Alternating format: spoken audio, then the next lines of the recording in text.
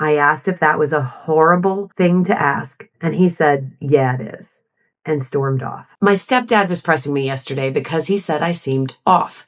At this point, we had not even talked about this. I said, "Yeah, something's on my mind, but I don't feel like getting into it right now." Not great. Don't deflect. He asked if he could at least know what it's about. I said it was about money, and I still didn't want to get into it. Later on, I asked about my mom's silverware. It has been in my side of the family for generations. Ooh, heirloom. I asked if she left me that. That's when he said, "No, listen, I know you're upset, but your mother didn't leave you anything.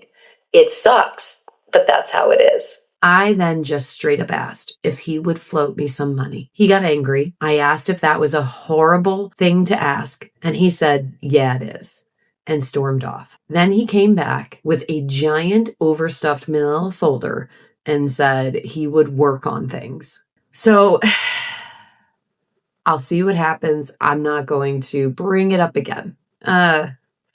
He knows what I'm concerned about. Okay. So when you have a secondary spouse like this, you are consistently calling him OP, you're consistently calling him dad. He's not acting like a dad to you.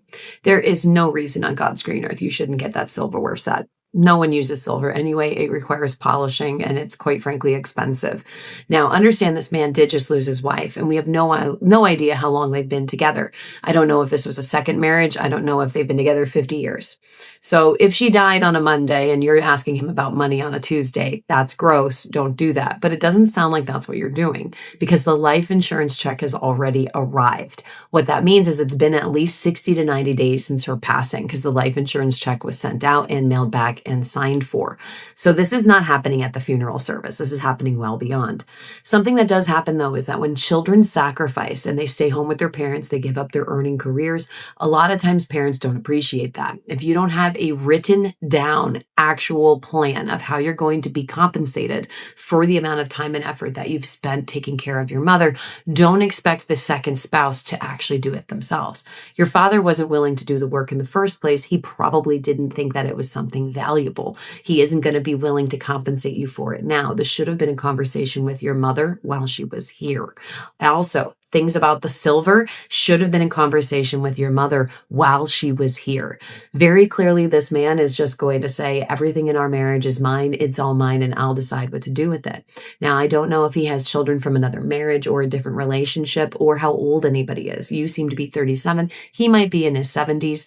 If he's in his 70s, it is highly likely he will be remarried again within a year. Shocker, right? If he's remarried again within a year, expect all the money and assets that your mother left him to have disappeared and gone off to your new family. This is what happens when people have second marriages and they don't do planning correctly or they don't include attorneys in their plans. We want to make sure that people stay together. This is just, well, here's what happens when you do it badly.